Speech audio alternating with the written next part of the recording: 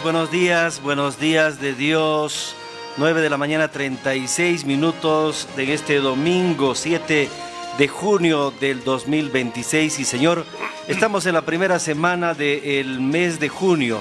Este mes de junio es el primer semestre. Con este mes de junio más bien termina el primer semestre de este 2026. Mes para hacer evaluaciones, mes para hacer, ¿qué le digo? Para también rendir cuentas, para hacer una evaluación de lo que ha pasado en estos primeros 6 meses de este año complicadísimo para el país 2026. La temperatura para hoy dice 13 grados centígrados. El termómetro está pronosticado un máximo de 19 grados centígrados.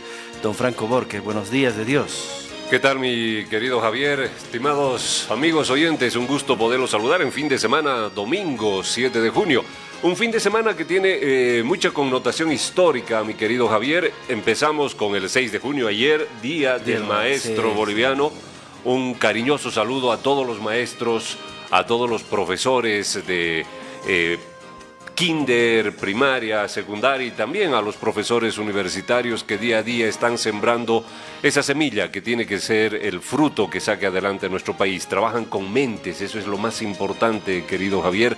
Un reconocimiento por este 6 de junio, Día del Maestro Boliviano, en homenaje al nacimiento del gran educador Modesto Omiste, potosino él, Modesto Omiste, que nació también un 6 de junio. Y precisamente en homenaje a don Modesto Omiste se fundó la Escuela Nacional de Maestros un 6 de junio de 1909, 100 años después del primer grito libertario de 1809, y bueno, ahí se instituyó que a partir de esa fecha, el 6 de junio, sea el Día del Maestro en ese día, se recuerda el Día del Maestro en ese día. Así que un cariñoso abrazo, un cariñoso saludo a todos los maestros, a todos los profesores de nuestro país. ¿Sabía que Mahatma Gandhi dijo que la educación es la base del progreso de una sociedad? Así es, ¿no? La educación es la base del desarrollo de una sociedad. ¿Cuánta falta le hace al país la educación? Porque definitivamente eso nos permite desarrollarnos como país. ¿Usted recuerda a un profesor, a un maestro que le marcó? Sí, a varios. Que le marcó. Cuando estaba en básico, la profesora Edith González, una señora muy estricta, muy disciplinada, una excelente profesora. Teníamos un profesor de dibujo también, el profesor, no recuerdo el nombre, de apellido Taboada, excelente profesor. Ya en secundaria muchos otros, profesor Ruperto Tapia, destacado profesor de física. ¿Profesor de física, el profesor Ruperto Tapia, el profesor Carlos Avilés, también profesor de matemáticas, el profesor Freddy Rengel, también de matemáticas, el profesor Lucas González, gran profesor, gran maestro en educación física, el profesor Lucas González. El profesor Freddy López, el popular Pulga, profesor de música, mi profesor de música. En fin, tantos otros profesores que tuvimos y que formaron. Pero alguien que le marcó, que nunca... Mire, yo creo que el profesor Lucas González recuerda. En educación física. ¿Por qué? Porque, bueno, siempre me gustó el deporte y él fue un gran cultivador del deporte allá en el Colegio Sagrado Corazón, el profesor Lucas González, tantas generaciones que él estuvo dirigiendo equipos, selecciones. Me marcó mucho el profesor Lucas González por el deporte principalmente, creo, Javier. ¿Sabe? A mí me recuerda, a ver, el nombre no sé, se me va de la memoria. Una profesora de matemáticas, pero en escuela. En escuela. Nos hacía hacer fila, nos hacía formar frente a la puerta de la clase y nos decía 5 por 8, 36, fuera, 15 minutos a repasar. A esperar. 5 por 3, 15, adentro. Sí, ¿no? Y nos obligaba a estudiar, pero en escuela, cuando estábamos aprendiendo la tabla de multiplicar. 3 por 3, 8, afuera, 15 minutos, afuera. Y cada 15 minutos, Otra esos pregunta. 15 minutos teníamos que estudiar la tabla, ¿no? Claro. Y uno aprende así. Otro profesor que sí me marcó la vida es un docente de la universidad, pero que dictaba en colegio. O sea, profesor de Estado y además profesor universitario. Docente universitario, Así ¿no? es. Apellidaba Cazón. Ajá. Muy estricto, era profesor de física muy estricto. Un sábado la promoción nos hizo comprar boletos para el cine y todos teníamos la obligación de ir al cine. Llegó el profesor Cazón, dijo: mi curso no va. Nos metió al curso, a la sala, y dijo: ¿quiénes tienen entrada? Todos levantamos la mano. Claro, yo me sentaba adelante, ¿no ve? Todos levantamos la mano, ¿no? Dice: ahora, segunda pregunta, ¿quiénes van a ir al cine? Yo también levanté la mano, creyendo que todos levantaron la mano. Claro. ¿No ve? Me doy la vuelta, nadie levantó la mano. Señor Vascope, por favor, váyase. ¿Acaso disfruté de la película, Franco? ¿No? Me aplazó. Eso más. Me aplazó, ¿no? Y nunca me he de olvidar de él porque me enseñó el sentido de la responsabilidad. ¿Profesor de? Física. Física. Sí, física, señor. Ahí está.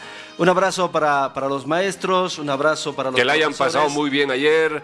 Seguramente han tenido agasajos, festejos el viernes, desde el viernes ya probablemente el reconocimiento eterno, la gratitud eterna a quienes forman parte, a quienes son segundos padres definitivamente en el aula, que están pendientes de sus estudiantes, de sus alumnos, están pendientes de una formación permanente, además de una capacitación continua. Hoy en día con este tema de la tecnología, realmente la capacidad que tiene que tener el profesor, la responsabilidad que tiene que tener el profesor es cada vez mayor todavía. A eso quiero ir. Es todavía mayor sí. porque tiene que discernir, porque no todo lo que se publica en internet es verdadero, ¿verdad? No todo lo que se publica en las redes es verdadero, no todo es ciencia comprobada. Entonces ahí el maestro tiene que tener una mayor responsabilidad porque tiene que discernir, tiene que ayudar a identificar qué realmente es conocimiento y qué no es conocimiento. Aparte, un llamado y una reflexión también para todos aquellos profesores, para aquellos docentes. La capacitación es importante. No podemos seguir enseñando a nuestros jóvenes lo que enseñábamos hace 20, 30 años. El mundo ha cambiado, la capacitación es permanente, Hay muchos medios para hacerlo, ¿verdad? Hay muchos medios para hacerlo y en honor a la verdad también habemos docentes que todavía seguimos enseñando lo que hace años nos enseñaban. Docentes universitarios, profesores que seguimos repitiendo. La capacitación tiene que ser permanente y definitivamente el futuro de sus jóvenes está en manos de ellos. Felicidades a todos ellos. Oiga, una semana realmente complicadísima. No, pero seguimos repasando historia, por favor. ¿Ah, sí? Hoy, 7 de junio, cumpleaños uno de los más grandes héroes bolivianos, el general Manuel Marzano Oroza. Un día como hoy nació Manuel Marzano Oroza en Tarabuco, allá en la provincia Manuel de Marzano, un día como hoy. Un día como hoy, 7 de junio de 1889, nació Manuel Marzano Oroza, héroe de Boquerón, probablemente uno de los referentes más importantes dentro de varios que hemos tenido en estos conflictos bélicos. Pero uno de los héroes no muy bien reconocidos. No muy bien reconocido, chuquisaqueño él, nacido en Tarabuco, hijo de don Simón Marzano y doña Marcelina Oroza. Nacido en Tarabuco. Nacido en Tarabuco, provincia de Yamparaes del departamento de Chuquisaca. Bueno, un día como hoy. Don Fabio Porcel, muy buenos días. ¿Cómo va, querido Javier? Lo veo... Buen día. Buen día de Dios, lo veo lúcido, tranquilo, lleno de energía. Este domingo, 7 de junio. Primer domingo, ¿no? Primer domingo. Primer domingo. Ya repasamos el Día del Maestro, estamos hablando del general Marzana. Ajá. A usted también las felicitaciones del caso. Usted fue un gran maestro. Profesor. Un gran profesor. Uno no deja de ser maestro. Ya recordamos, uno no deja de ser maestro, sigue siendo maestro, por supuesto. Nos acordamos de nuestros mejores profesores. Cómo nos marcaron, ¿verdad? Porque el maestro marca, pues. Claro. ¿Qué estudiante no recuerda a un profesor que realmente le cambió la vida o le hizo ver las cosas de distinta manera? Felicidades, don Fabio, buen día de Dios. Gracias, mi querido Javier. Recibo con mucho cariño esa palabra tan generosa suya como del compañero Franco Borges, y de verdad la persona necesita estímulo de este tipo de situaciones, ¿no es cierto? Sí. Entonces el espíritu se fortalece también con estas palabras que son de ánimo, que son de motivación. Gracias, querido Javier, gracias, querido Franco. Tocaban un tema interesante. Perdón. Felicidades, señora, usted también. Ah, Usted es docente de la universidad, claro, Sí, pues. sí. Muchas felicidades. Tenemos el grato honor de servir Qué privilegio. Un privilegio, realmente un privilegio. sí. Por eso extendía mi saludo también a todos mis colegas de la universidad, quienes, bueno, ya formamos profesionales, no es la formación como de primaria, secundaria, obviamente, ya es una formación más técnica, pero sí, todavía seguimos marcando también. Pero yo sé que a usted también le dejó marcado algún alumno, a mí también. No, varios. Cuando era varios. docente a mí también me marcaron unos Sí, alumnos. sí, y a sí, usted varios. también seguro que le dejaron marcar Varios. algunos alumnos. Hay chicos, don Fabio, que tenemos en la universidad que salen 5:30 de la mañana, porque las clases empiezan 7, usted sabe, en la universidad. Hay chicos que salen 5:30, 6 menos cuarto de su casa, porque viven en lugares pues más allá de la Jastambo, inclusive, Claro, mucho más allá. sí. Tienen que caminar, me dicen, licenciado, ya todavía es de noche, oscuro, y tenemos que salir entre 2, 3 hasta la carretera para esperar a las 6:15, 6:30 que aparezca el primer micro, llegar hasta el centro y de ahí volver a caminar para llegar a la facultad. Realmente esos Va a chicos, tener su Oiga, recuperación. esos chicos son muy valiosos, y además encima, don Fabio, que tienen esas grandes limitaciones, son chicos que le ponen muchas ganas de estudiar, y realmente digo, por ellos uno hace sacrificio y dice, se levanta y está puntual en el aula, Qué bien. esperándolos para poder compartir lo poco que uno sabe y compartir con ellos también experiencias profesionales. Hay que agradecer a Dios y a la vida Así es. el privilegio que tiene el compañero Franco de compartir con jóvenes de 18, 20, 25 años. De formarlos. Y formarlos profesionalmente. Sí, Así claro. es, Y él así habla es. de jóvenes que desde la Jastambo, desde la periferia, Sí. hacen lo imposible para estar a las 7 de la mañana. Así Por es. circunstancias que no las voy a explicar No, en el no, no, momento. no vale la pena en el hoy. tema personal, Así en el es. tema personal, yo fui en mis primeros años de provincia maestro del área rural. Claro, por Claro. supuesto. Año de provincia. Claro. Claro, después no había año de provincia en el área rural, pero no había. las circunstancias, por eso no quiero explicar, las circunstancias posibilitaron haber tenido el privilegio de hacer magisterio en el área rural. Estoy recordando La Palma, ¿Dónde? ¿A La cuando Palma? la casetera Allá. era... Tierra. No, pues era claro, tiesa. claro. Y yo, por un compromiso que asumí con don Jorge Revilla Aldana, tenía que ir a las 6 de la mañana a La Palma Sí. en una flota llamada Diana. Era una flota larga de esas modernas, pero no había comunicación nocturna. Todas las combinaciones terrestres eran en la mañana, 6 de la mañana, 7 de la mañana. Bajaba sin ningún problema. Al volver venía encima de un camión que venía con carbón, Claro. que venía con leña y llegaba acá a la ciudad empapado, lleno de tierra, ¿no? Pero con el cariño de los chicos de La Palma, que cada día me traían chirimoya, mandarina, naranja, etcétera, Claro. etcétera. Qué bonito recuerdo. ¿A qué quiero ir? Niños que para estudiar, estar a las 8 de la mañana en la escuelita, tenían que salir de su casa 5 de la mañana, con el epicito en la espalda donde estaba su comida, papita, algo de huevo Claro. y mote, Así para es. poder almorzar al mediodía, mediodía. y retornar tipo 3 de la tarde al lugar donde vivían. Imagínense, 5 de la mañana.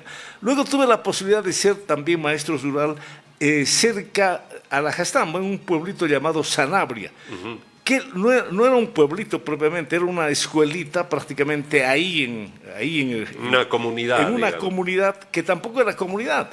Pero los niños que llegaban tenían que venir de 10 kilómetros, 15 kilómetros. 10 kilómetros. A pie. Claro, a pie. Y esos niños no podían ser defraudados en ese espíritu es. donde ellos buscaban empezar a escribir, a leer, etcétera, etcétera. Entonces la responsabilidad del maestro rural en cualquier rincón bárbaro. del departamento es Así es. mayor, Es porque mayor. no se puede defraudar la expectativa. Por eso quiero saludar con todo cariño y respeto al magisterio en general, a los docentes en general, pero muy particularmente a aquellos maestros rurales que en confines donde posiblemente no llega la civilización, están Firmes. formando de una manera militante, Firmes, no sí, solamente transmitiendo conocimientos, papá, mamá, etcétera, etcétera, sino formándolos en el campo espiritual y tratando de fortalecer la personalidad de cada uno de ellos. Así es. ¿Tocaron el tema? Felicidades No, a todos los maestros. Ayer espero que hayan festejado de la forma que uno vea por conveniente, pero realmente muchas felicidades a ellos. El futuro del país está en manos de los profesores, docentes, educadores. Un abrazo para ellos. Un fuerte abrazo, un cariño. Hablaba de Marzana, señor. Oiga, Sí, eres del Chaco. ustedes tocaban un tema muy importante. Sí. La página de Facebook, la mañana de hoy, está publicando la vida de Manuel Marzana Orosa. Y quiero, acá no comulgamos, no somos parte de la piratería. Tenemos la revista Ahora. Excelente publicación, además. No, esa revista muy es- buena sí, publicación. No, Así es una publicación ahora que Además nació- estamos suscritos, Claro. no estamos pirateando. Exacto, Así es. que Sí. nació a la vida en el tema del bicentenario del pasado año y mensualmente, ¿no, Javier? Sí, Mensual. Mensualmente saca Hay- revistas de hay lujo. publicaciones de lujo, sí, De lujo. uno se tiene que suscribir. ¿No? Sí, señor. Sí. Y en una de las publicaciones dice, Héroes de Boquerón, Manuel Marzana, símbolo de valentía, honor y sacrificio.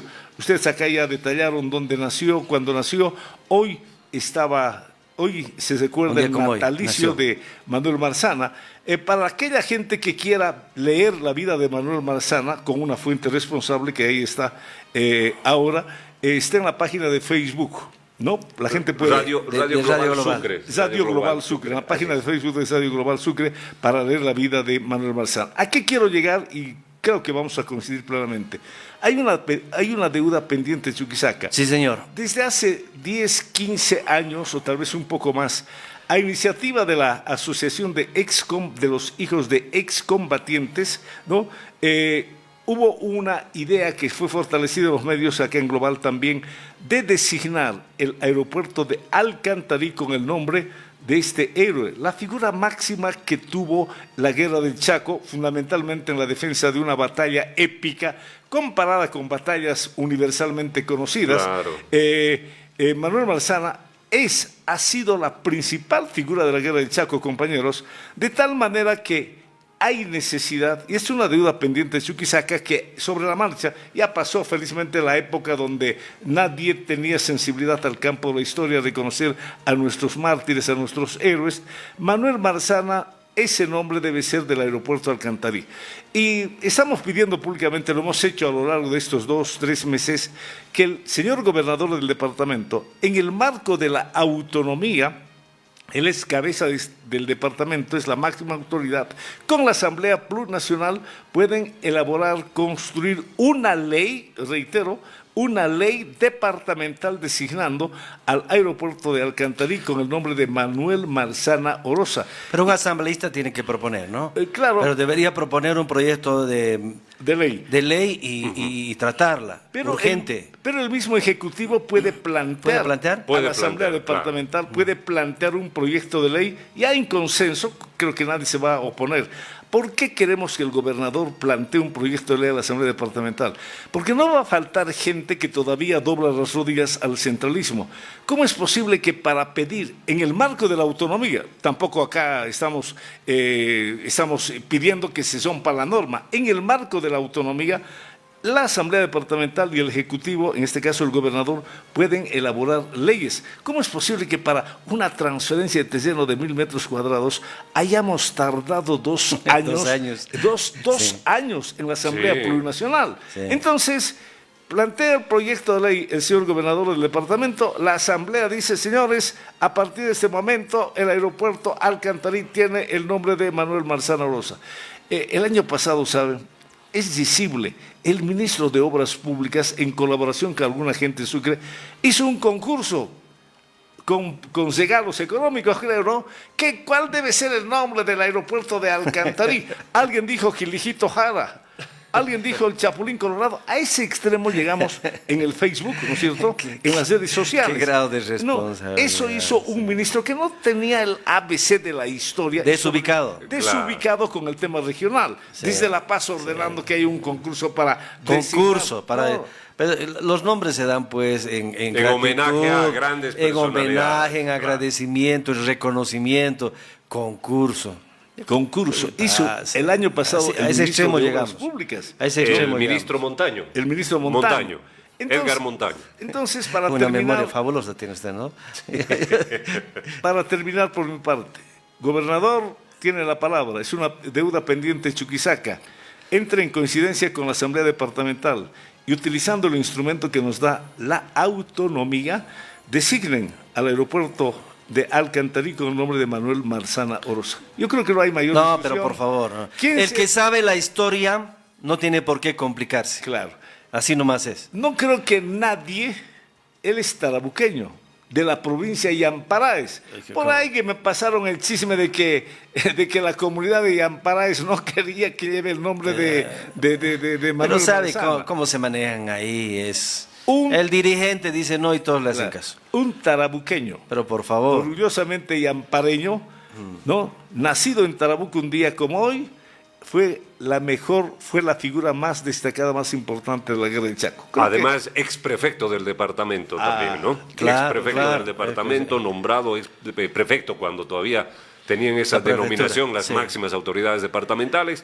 Manuel Marzana murió a los 90 años, vivió muchos años Manuel Marzana. Imagínense, nosotros hasta qué edad viviremos. Y sus restos están todavía en la ciudad de La Paz. No, están acá. Ah, ¿Y ya sabe- están acá. y sabe quién porque está- había algo de polémica también Claro. sobre el tema, creo. don Los Pablo. restos fueron traídos así, de una manera silenciosa, Ajá. pero efectiva. ¿Dónde está? Están aquí están Pero, en un mausoleo del... en un mausoleo. Mausoleo ¿En el cementerio del general? cementerio general. Y la urna está sellada. Ah, La urna está sellada y don Mario Soria, en conferencia de prensa señalaba a ver, ¿por dónde voy? Los restos fueron traídos del Cementerio de La Paz el año 2020 o 2021, de una manera silenciosa. no hace mucho. Sí, trajeron los restos. Ahí está Ahí la está, imagen. esas son las imágenes, Péquer ¿puede es ser? pues espectacular. Los restos están acá en un mausoleo en el cementerio general. Y al parecer, imposible sacar la urna. La urna está sellada.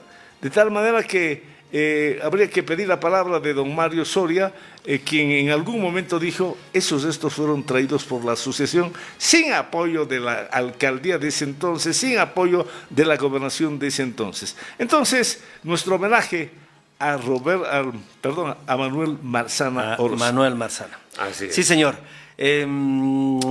Chiquitito, le cuento, porque ya decidimos tener la sección Le Cuento, ya todos los domingos. Usted pues me hace recuerdo, don Fabio, ¿dónde está yendo? Porque a usted le quiero contar. De algunas publicaciones, algunos, ¿cómo le digo? Algunos chats, algunos medios de comunicación. Me hizo recuerdo una fábula que leí y que me contaron hace bastante tiempo. La serpiente y la luciérnaga, ¿saben, no? Le voy a contar. A ver. Cuentan que una serpiente empezó a perseguir desesperadamente a una luciérnaga, ¿no? La persiguió durante un día, la luciérnaga pudo zafarse. El segundo día, ya cansada, día y noche le perseguía. Y al tercer día, ya sin fuerzas, la luciérnaga se detiene y le dice a la serpiente, ¿te puedo hacer 3 preguntas? Y la serpiente le dice, bueno, no acostumbro a dar concesiones a nadie, menos a mis víctimas, pero antes de devorarte te voy a aceptar. Pregunta número 1, le dice, ¿pertenezco a tu cadena alimenticia? Le pregunta la luciérnaga a la serpiente. La respuesta, no. Todo tiene fondo. ¿Yo te hice algún mal? No. Entonces, ¿por qué quieres acabar conmigo? ¿Por qué me quieres comer? Porque no soporto verte brillar. ¿Me entiende? Claro. ¿Me entiende el mensaje? Entonces, no hay problema, pues, hay que brillar nomás. No, Oiga, no hay ningún inconveniente. Qué linda, ¿cómo se llama? Una reflexión, ¿no? Sí, es Una- un cuentito, es La una fábula. serpiente y la luciérnaga. Y la luciérnaga. Bueno, Sí. ¿cuál es el próximo tema? Señor, tenemos una semana complicada. A las 5 de la mañana con 50 minutos se Así aprobó la ley de excepción, Vamos a tener ampliamente en la la Cámara nota de Diputados. en la Cámara de Diputados. Ayer, como se dice, en grande, se aprobó. A la medianoche. A la aprobaron. medianoche, La ¿verdad? sesión empezó a eso a media tarde más o menos. Empezó ayer la sesión como tal, después de que la Comisión de Constitución remitiera el informe, Sí, señor. que se reunió la mañana la Comisión de Constitución. Cerca al mediodía remitió el informe al plenario de la Cámara de Diputados. La Cámara de Diputados empezó la sesión al promediar 3, 4 de la tarde. A la medianoche se aprobó en grande, en la Cámara de Diputados, y cerca de las 6 de la mañana, 5:50 más o menos, dice, ¿no? 5:50 se aprobó. 5:50 se aprobó ya en grande y en detalle, y pasó ya a promulgación del Poder Ejecutivo a la oficina del presidente del Estado. Por 2/3, los diputados de Alianza Popular de Andrónico Rodríguez y el bloque del PDC, que es afín al vicepresidente Eduardo Lara, se opusieron a la norma, que tuvo un apoyo de 2/3 de la Cámara. Algunos artículos muy, pero muy discutidos, ¿verdad? Inclusive se habla de una presión por parte de estas dos bancadas, tratando de intimidar, indicando que en caso de que pase algo, los diputados serán procesados. No, pero se defendieron. Esta y es al final una ley del Estado. Es una ley ¿no? del Estado. Entonces se aprobó. Vamos a hablar del tema. 38 días de bloqueo en el país, con varios puntos de bloqueo que están impidiendo el ingreso de alimentos a varias ciudades de nuestro país. Un gran avance entonces el que se dio ayer en la Cámara de Diputados. Ya lo hizo el viernes la Cámara de Senadores, ayer lo hizo ya, bueno, hoy en realidad, hoy de madrugada, lo hizo la Cámara de Diputados, una sesión maratónica. Entiendo que fueron más de 2/3 de votos. Sí, Javier, más de 2/3. Sí. Más de 2/3 de votos de los diputados asistentes. Fue una sesión que se llevó a cabo tanto de manera presencial como de manera virtual, porque algunos o muchos diputados en realidad no pueden trasladarse a la ciudad de La Paz para estar de manera física, presencial en el hemiciclo, así que se conectaron a la sesión desde sus dispositivos virtual, electrónicos, ¿no? de manera virtual. Entonces, por más de 2/3 se sancionó ya la ley en la Cámara de Diputados. Temprano, hoy en la mañana, ya pasó al despacho del presidente para que, bueno, entre hoy o mañana, más tardar, veremos qué tiempo se toma Rodrigo Paz para ya promulgar esta ley. Ella tiene el instrumento. Ya tiene ahora sí todos los instrumentos necesarios. Eso, ojo, esto no quiere decir, y esto hay que ser bastante claros, Javier, con nuestra amable audiencia, esto no quiere decir que ya se promulga la ley inmediatamente ya hay Estado. No, por favor, esto no quiere decir que se vaya a promulgar el estado de sitio. Esa es una decisión que depende del presidente, de Rodrigo Paz, de su gabinete de ministros, y él verá, si ve prudente promulgar una ley de estado de excepción, pues lo hará. Lo hará mañana, pasado, la otra semana, de aquí a 10 días. En fin, uno no sabe si es que primero se va a promulgar, se va a declarar estado de excepción y cuándo lo va a hacer. Lo que se ha hecho tanto en la Cámara de Senadores como en la Cámara de Diputados es reglamentar, es normar, poner los límites necesarios que tiene que tener, si acaso se aplica, un estado de excepción. Sí, señor. Seguida vamos a analizar con uno de nuestros invitados esta ley que tiene 27 artículos. Otro tema que vamos a tocar también, oiga, lo que pasó en San Julián. No, ya estamos llegando, a los límites. No encuentro la palabra. Hay denuncias de que hay grupos armados, hay imágenes también, hay policías con heridos de bala. Está saliendo de los límites establecidos. Cada día que pasa uno empieza a entender que esto no es casual, no solamente son pedidos que están sobrepasando los límites de algunos grupos interesados. Yo creo que esta es una medida política, más allá de la buena intención de que puedan tener muchos sectores. También hablaremos del tema. 10 de la mañana con 4 minutos, estamos esperando la comunicación En el plano internacional, otro tema que vamos a tocar, elecciones en Perú, segunda vuelta tenemos hoy en el Perú, iniciaron ya la segunda vuelta en el Perú. A las 6 de la mañana, ¿no? Así es. Hasta las 5 de la tarde. Un tema importante, y aunque no lo crea, amigo oyente, lo que vaya a suceder en el Perú involucra o importa mucho No, pero claro. a lo que sucede y lo que puede suceder también en Bolivia. Ahí está el desayuno electoral de Keiko Fujimori, que es una de las candidatas. Que parte de favorita, de este parte de balotaje. favorita. ¿Sí parte usted de cree? Sí, No, bueno, no sé. todas las encuestas la ponen en primer lugar, pero ojo, la distancia con el segundo, con el señor Sánchez, Yo no sé. está por debajo del margen de error que tienen estas encuestas. Es Y ahí- decir, y no ahí pasan estoy- los 3 puntos porcentuales. Es decir, que aquí se va a pelear voto a voto en el Perú, esta segunda vuelta.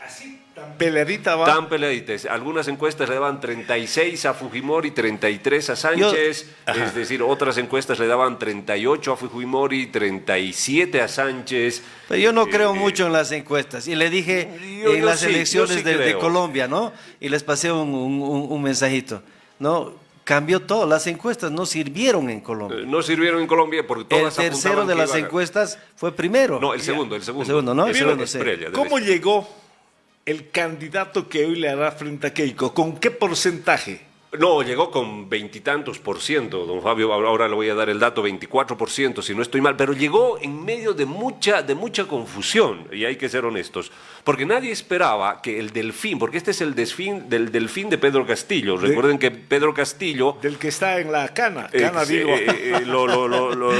está Sánchez. acusado del autogolpe, ¿no es cierto?, de cerrar el Congreso en el Perú y de muchos otros delitos más.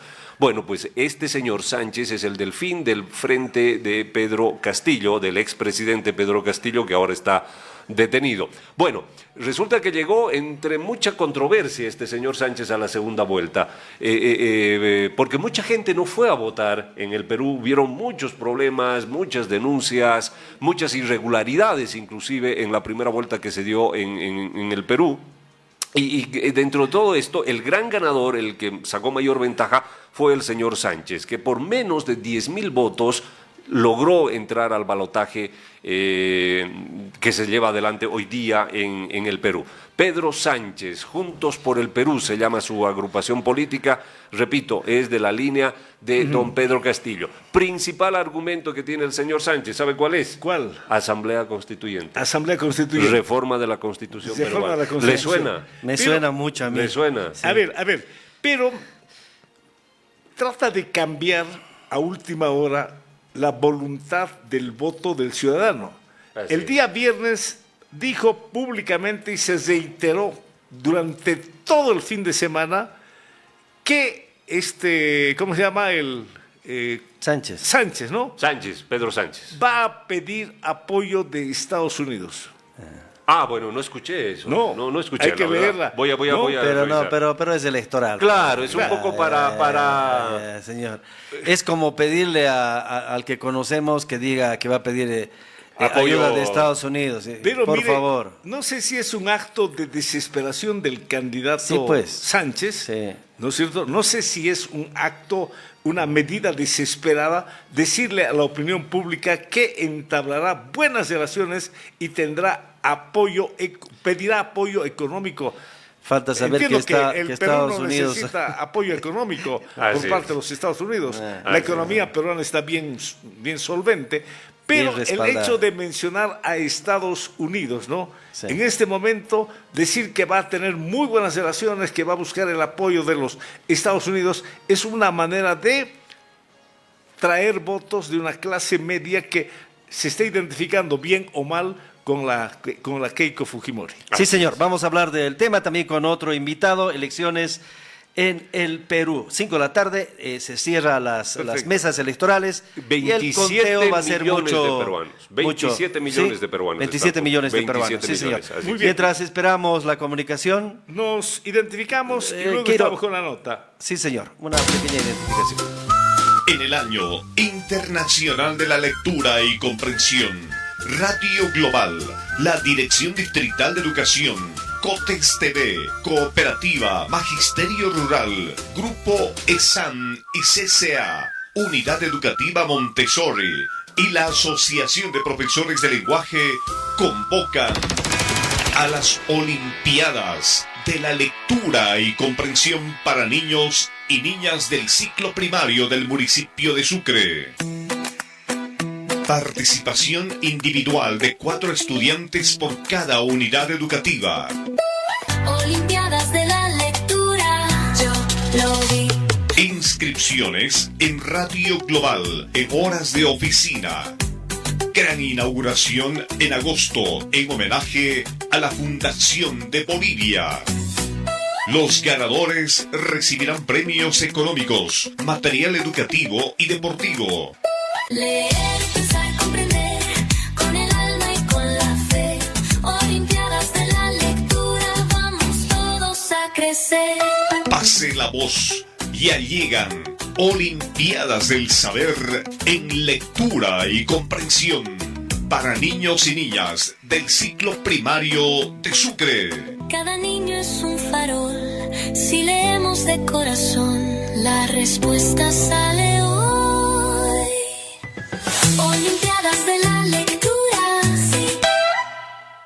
Chuquisaca, 500 años, Chuquisaca, desde cantando. Y en 2038 te celebramos de frente y alto. Global, la radio de todos. Rumbo a los 500 años de fundación. 500 años de fundación. De la heroica e inmortal Chuquisaca. Chuquisaca.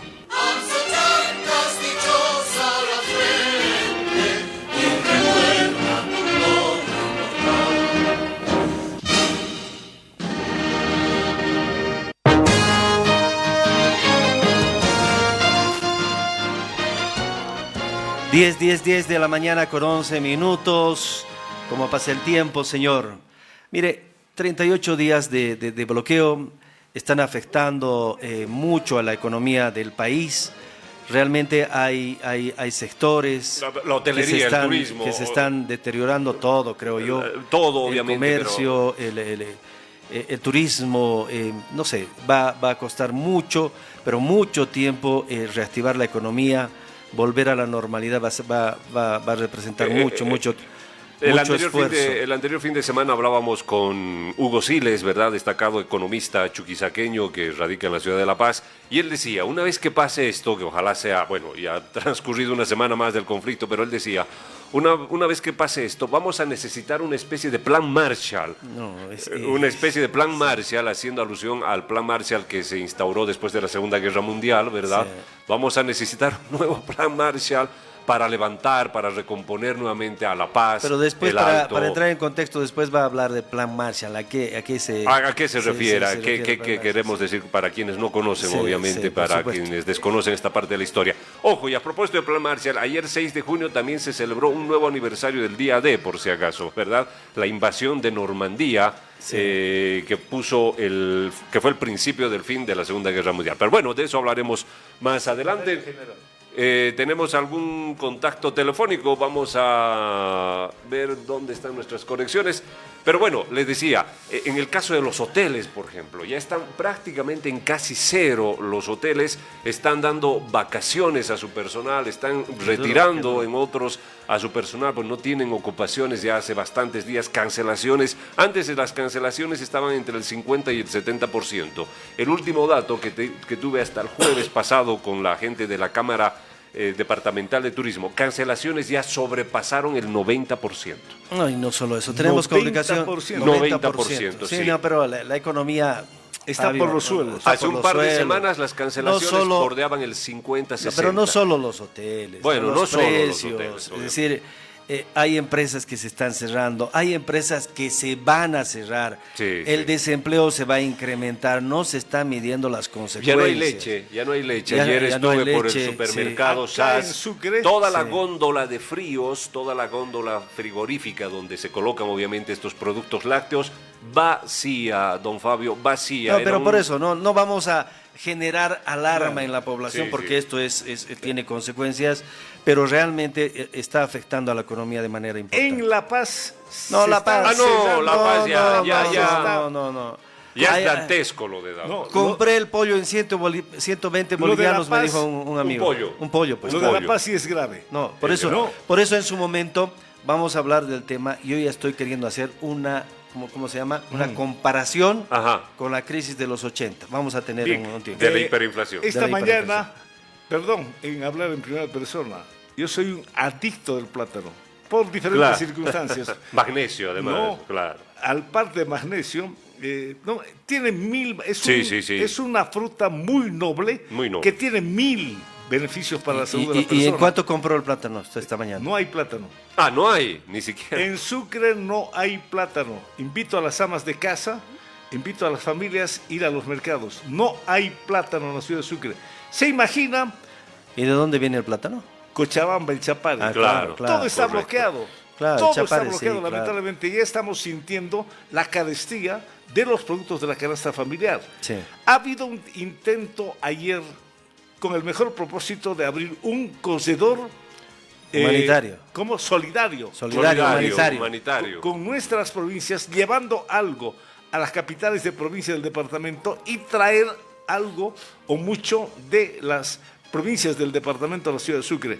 Hubo el intento, pero lamentablemente no hubo paso, no hubo sensibilidad, pese al esfuerzo y gestión que hizo la primera autoridad del departamento. Estoy en contacto con el secretario general de la Gobernación, el licenciado Fernando Fernández. ¿Cómo está, señor Fernández? Un gusto de saludarlo. Buen día.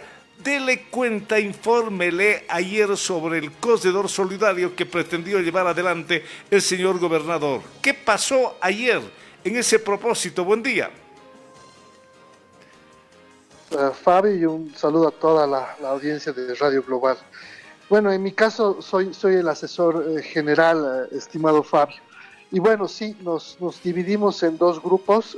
Un grupo fue hacia el interior de las provincias de Chuquisaca y nosotros empezamos por el distrito 7, ¿no?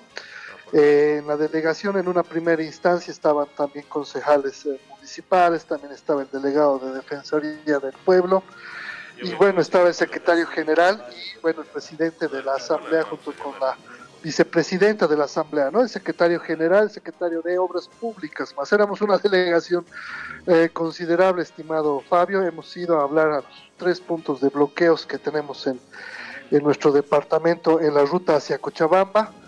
Bueno, el primer punto, bueno, explicamos nuestra solicitud, pedimos de que nos dejen pasar. De todas formas ellos quedaron en deliberar y pasamos al segundo punto.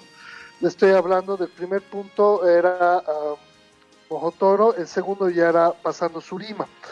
Los de Surima sí nos fue muy bien, nos iban a dar las 48 horas que se había establecido y demás.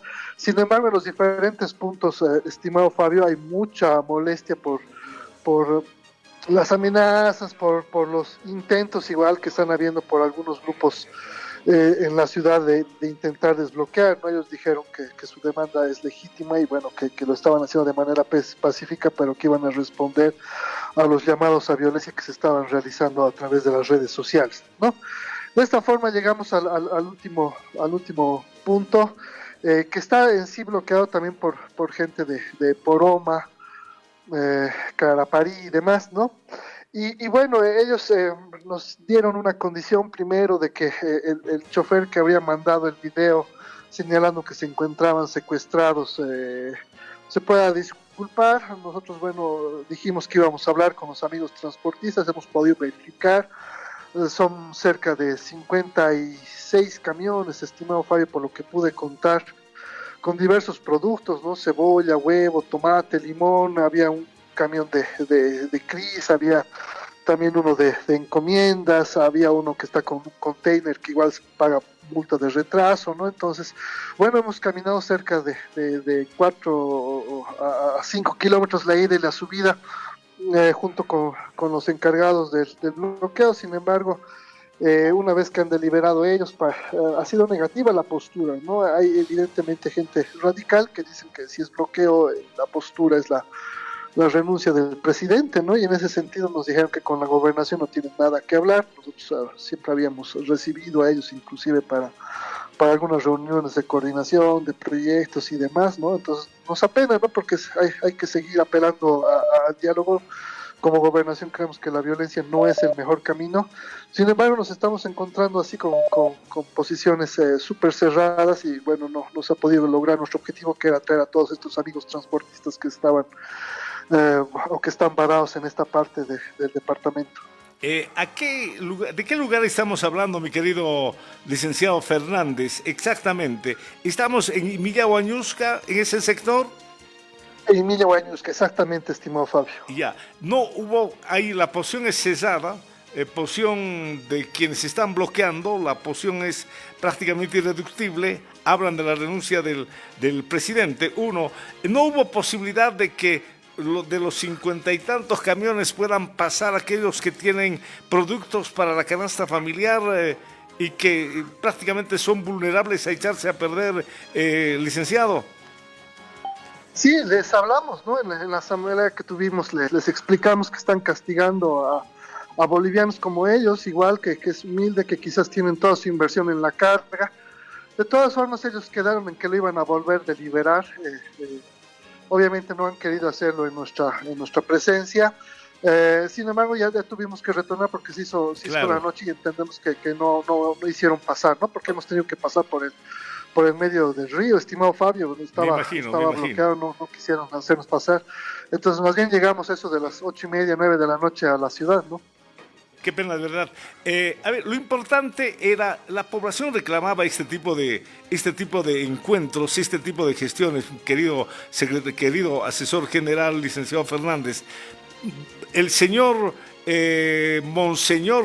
Monseñor Centellas, la radio y todos coincidíamos en señalar que la autoridad debía dejar el sillón e ir prácticamente a los lugares a tratar de persuadir. Ustedes lo han hecho ayer, han vencido prácticamente dos bloqueos, tanto en Mojotoro como en Surima, pero llegaron a Emilia Guañusca y ya la posición es prácticamente cerrada y no hubo ninguna posibilidad. Lo bueno es que hicieron gestión, tengan la conciencia tranquila, ¿no? Qué pena, 56 camiones están parados con productos de la canasta familiar. Acá en Sucre, simplemente como ejemplo, ya no hay plátano en los mercados, un producto tan noble, un producto que forma parte de la alimentación diaria. Ahora cuéntele a la gente, a la población, seguramente está informado, ¿qué pasó con el gobernador del departamento que pretendía abrir un corredor solidario hacia las provincias? Entiendo que no pasó de Yamparaes, ¿no?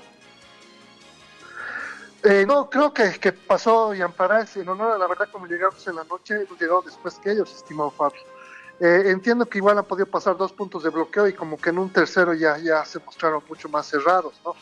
Lo que molesta de alguna forma es ese deslinde de responsabilidades, estimado Fabio, porque por un lado el dirigente máximo de la FUPOSH nos dice que hablemos con los puntos de bloqueo.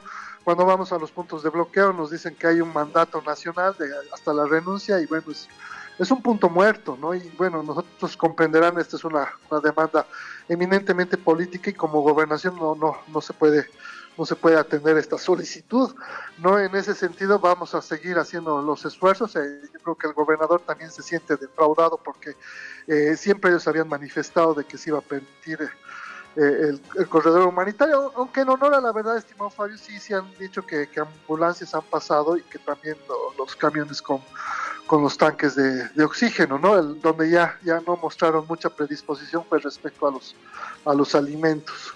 ¿Ustedes tuvieron algún contacto con el señor Julián Romero, máximo dirigente de la FUPOCH acá en Chuquisaca Centro, acá en Chuquisaca Norte, como para poder buscar la posibilidad de abrir un corredor solidario, un corredor humanitario hacia provincias del departamento, gestionar la posibilidad de que por el lado de Emilia Guañusca puedan aperturarse salidas para que algunos camiones puedan pasar a la ciudad de Sucre? El asesor general de la gobernación del departamento.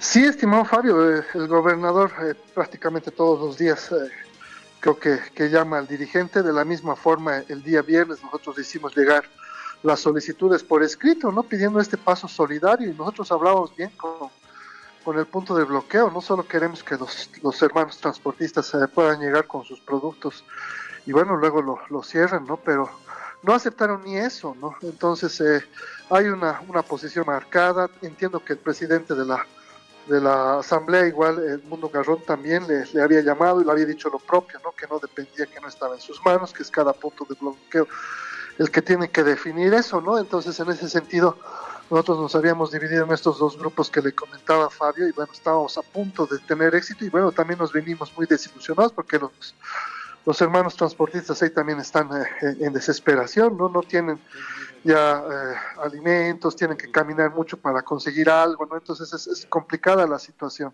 Perfecto. Quiero agradecerle, licenciado Fernández, la gentileza que ha tenido en compartir la información, darnos en detalle lo que ha significado el intento de llegar hasta Emilia Huañusca, persuadir, pedir a los compañeros bloqueadores, a los amigos bloqueadores, la necesidad de abrir pasos para que de los 50 camiones, por lo menos un buen número, puedan cruzar prácticamente el punto de bloqueo y fortalecer nuestros mercados. Con decirle, no hay plátano en Sucre, no, me van a disculpar, pero quiero hacer esa comparación.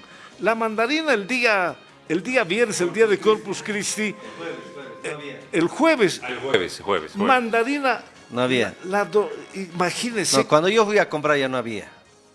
Bueno, encima que no había, y el precio de cada mandarina estaba casi a 2 bolivianos, unos 50, lo que- por mandarina. Mandarina, Una unidad. 2.50 bolivianos. Imagina. Tuve que comer manicito nomás. Y no sé si el 25, Sí. en algunos lugares 80, 90, en otros Por eso. lugares 130 bolivianos. No, estabas eso- exagerando. Ahora, Sí. el día viernes no había carne. ¿Así? No había carne. Oiga, no grave. no llegó ganado, Sí. ¿no es cierto? Pero ya a me está a alarmando, Coprocax. don Fabio. Vale Sí, decir que sí. la situación ya está muy complicada, Ya, ¿no? está bien. Está muy complicada. Sí, sí, señor. Le quedo agradecido, licenciado Fernández, por la deferencia que ha tenido en aceptar nuestra entrevista. Ustedes como autoridades tienen que compartir la información, sea buena o sea mala. Una autoridad nos llamó el día viernes indicando que estaba trabajando silenciosamente. Yo le dije, no puede trabajar silenciosamente. Usted tiene que trabajar de cara a la población. Usted es autoridad electa y usted tiene que trabajar mostrando lo mínimo, buscando solucionar los problemas. Y como todo servidor público. Claro. ¿No? Licenciado Fernández, muchas gracias por la información. Sabemos que la gobernación va a seguir trabajando para esos corredores humanitarios, para traer racionalidad también Claro. en algunos Se hizo el puntos, intento y eso o era lo que puntos de reclamaba. bloqueos. Y eso es lo punto que- alto. Sí, claro, señor. se hizo el intento y eso es lo Claro, que reclamaba sí, señor. la población. Seguir tratando de dialogar con la gente, con estos sectores movilizados.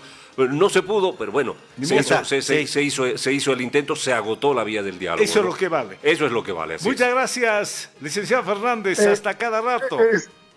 Estimado Fabio, si me permite antes del cierre, bueno, decir que como había adelantado, estos sectores se encuentran muy pendientes de su radio en particular, ¿no? Y en ese sentido habían pedido ellos que el chofer que mandó ese video hablando de familias, de que estaban secuestrados, etcétera, que se aclare, ¿no? Entonces fuimos con el chofer, él se disculpó, dijo, bueno, yo también estoy desesperado, me han tirado piedras en Aikil, estoy aquí amarrado no sé cuántos días. Y bueno, nosotros en ese sentido igual nos habíamos comprometido en aclarar de que no están secuestrados, sin duda, de que las condiciones son difíciles y bueno, de que apelamos a través de tu medio de comunicación también, estimado Fabio, a llamarlos a la solidaridad, ¿no? A que no castiguen a compatriotas bolivianos, paisanos inclusive, Claro. estimado Fabio, porque Sí, muchos así choferes es. son de esa zona, son de Poroma igual, y bueno, que por lo menos los dejen llegar a su destino en este caso, ¿no? Muy bien. Muy bien. Muchas gracias, licenciado. Un gusto de saludarlo. Muy buen día. Hasta cada rato. ¿Ah? Bien. Hecha la aclaración entonces. Hecha la aclaración, pero también hay que ser solidarios. No podemos Claro. prohibir a nadie el paso. A nadie, por muy motivo que se tenga. Esa nota que publicamos decía Sí. Radio Global y decía Radio Aclo. Auxilio. Y Pero- ante pero- esa palabra de Pero auxilio. es lógica la reacción. Es lógica la reacción, Claro. ¿no? Acá no hay cálculos de ninguna naturaleza. Y con ese mismo sentimiento, queridos amigos, compañeros campesinos, porque la gente que está bloqueando es gente del agro. Ustedes y nosotros, compañeros que están bloqueando, sabemos de la realidad del departamento. Chuquisaca es el departamento más pobre. La pobreza se ha agudizado porque el gobierno anterior, los anteriores, nos han marginado. Y con este bloqueo nos estamos haciendo daño entre chuquisaqueños. Compañeros bloqueadores de uno y otro lado, no vamos a discutir sus propuestas, sus reivindicaciones. En algunos casos son de carácter político, no precisamente de carácter regional. ¿Ustedes creen que estos bloqueos están llamando la atención del gobierno? ¿Usted cree que el presidente o el ministro de gobierno estén diciendo grave bloqueo en Chuquisaca? No, nos están perjudicando económicamente, le están dañando al país. ¿Ustedes creen, compañeros bloqueadores? Ni parándonos de cabeza en la puerta de la Casa de la Libertad vamos a llamar la atención del gobierno. Eso ocurrió con Evo Morales, eso ocurrió con Luis Arce, con la Yanide Áñez, eso ocurrirá también con este gobierno. Chuquisaca, pobre, no tiene peso político y no puede atraer la preocupación del Estado Nacional. Y la historia y el pasado nos enseñan y tenemos que aprender que no logramos nada. Nada. Entre nada chuquisaqueños de nada. nos apoyaremos, entre chuquisaqueños no nos pelearemos, entre chuquisaqueños no nos confrontaremos. Lo que ustedes están bloqueando, con razón o sin razón, nos vuelve más pobres, compañeros bloqueadores, sí, ¿no? Con todo respeto. 10 de la mañana, 30 minutos. Voy a saludar al doctor Franz Flores. Primero, Franz, buen día. A César lo que es del César, cuando le digo doctor, pues doctor. No, y además es profesor también. Además es docente, profesor, educador, felicidades. Espero que haya disfrutado, festejado el día de ayer, Franz, porque si uno no lo hace, ¿quién lo va a hacer? Así que la fiesta uno tiene que llevar adentro y también expresarlo. Buen día de Dios y gracias por estar con Domingos por Global, Franz. Buenos días. Todos ustedes, muchas gracias Radio Global. Y bueno, sí, el día de ayer evidentemente no ha sido un festejo, tocaba corregir prácticas y exámenes porque ya en el sistema semestralizado nos están solicitando, entonces, pero bueno, ya habrá tiempo para festejar, aunque claro, las noticias y el contexto en el que estamos no da realmente como para las alegrías y los festejos, ¿no? Sí. 38 días, el país se nos cae. ¿Cómo hacemos el análisis de esta coyuntura, Franz? Bueno, sí, hay una crisis de Estado, eso es lo real, ¿no? Esta crisis de Estado se manifiesta en que la institución, ¿no? Que construimos toda la sociedad, ¿no? Que es el Estado, a la cual le damos una autorización para que ejerza autoridad y violencia legítima sobre los ciudadanos, tratando de ordenar la ciudad y teniendo la capacidad de imponer orden y autoridad a lo largo del territorio, está ciertamente en cuestionamiento, ¿no? El Estado, estamos viendo, no puede imponer orden y autoridad y, lo que es esencial, no puede brindar a su ciudadanía seguridad alimentaria, ¿no? Hoy La Paz, El Alto, en alguna medida la ciudad de Sucre, las ciudades capitales están pasando ya los efectos de estos bloqueos. Entonces, lo primero que hay que decir es que hay una crisis de Estado, ¿no? Lo segundo es que, lamentablemente, esto, como creo que anotaba también Fabio, no es una novedad en la historia boliviana, por lo menos en la historia política reciente de Bolivia, ¿sí? Esto mismo había pasado el 2003, ¿no? Cuando grupos, ¿no? Sobre todo en el Alto, habían derribado a un gobierno constitucionalmente elegido, malo o bueno, no importa, como el de Gonzalo Sánchez de Lozada, ¿no? Y el 2005 había pasado lo propio, y además que tuvo como epicentro, concluyó este proceso teniendo como epicentro la ciudad de Sucre. Ustedes se acordarán que en la ciudad de Sucre sesionó el Congreso, el Parlamento, ¿no? De ese momento, y el acuerdo al que se había llegado era que Carlos Mesa renunciaba, pero tampoco aceptaba el mando ni el presidente de senadores ni el presidente de diputados. En ese momento estaba en Ormando Vaca Díez y en el Cosío, ¿no? Y la presidencia recayó en Rodríguez Belcé. Y después de algunos años, ¿no? Después de ese momento del 2005, el 2019, otra vez un conjunto, digamos, de bloqueos y de movilizaciones terminan por derribar también a Evo Morales, ¿no? Y esta es otra movilización más que se suma a las que ya hemos conocido. Por lo tanto, experiencia en este tipo de cosas hemos tenido. Ahora bien, es la primera vez que una movilización dura tantos días, no ha durado. Me parece que quizás la movilización de los 36 días de Santa Cruz puede compararse, pero es una movilización que seguramente va a pasar de esa cifra. Hay una cifra récord en los días de movilizaciones, pero hay un dato muy importante que también se diferencia de las anteriores movilizaciones, ¿no? Uno de ellos es que carece de proyecto político la movilización.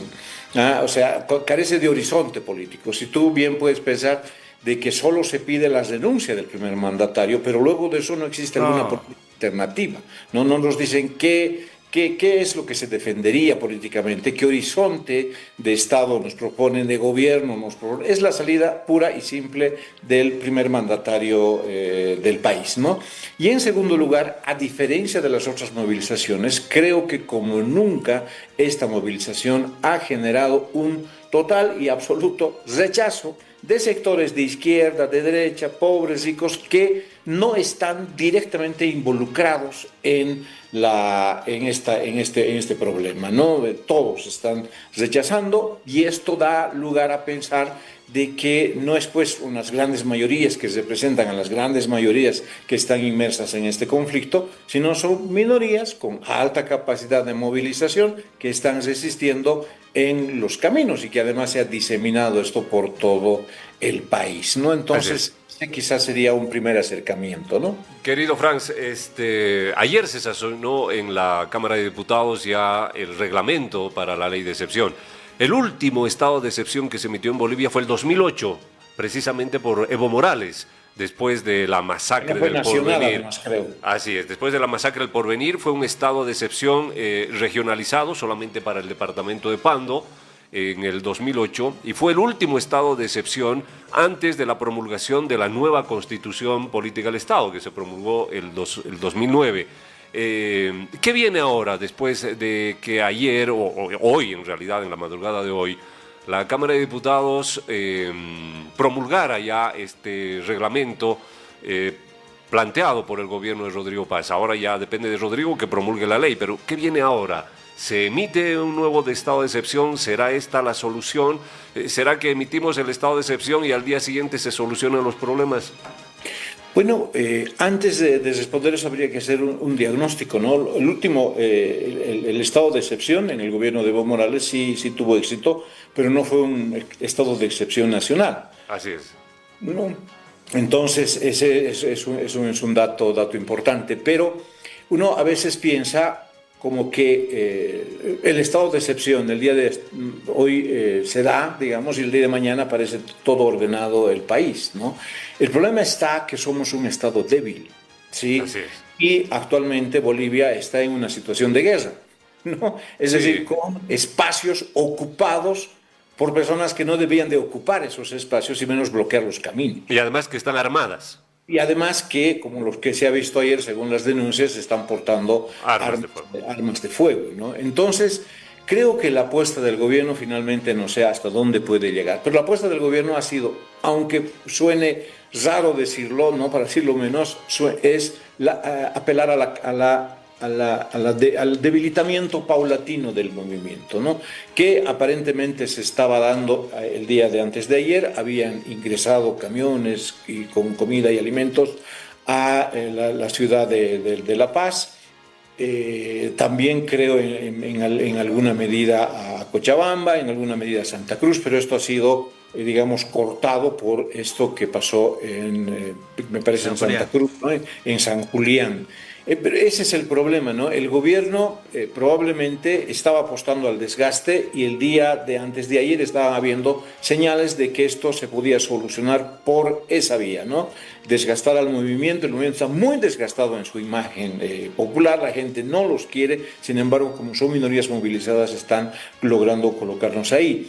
pero el gobierno finalmente tiene que tomar alguna decisión, apostar cuando ya creo que entienda que ya no se puede seguir apelando al desgaste, ya no digamos a la negociación, no, el gobierno creo que tiene que apostar por el estado de sitio y ahí esperar que el estado de sitio evidentemente genere, ¿no?, un orden y autoridad, o haga recuperar para el Estado orden y autoridad, cosa que hoy no existe. Pero esto siempre es un disparo, digamos, o como tú quieras, es una interrogante al futuro, ¿no? ¿Qué puede pasar?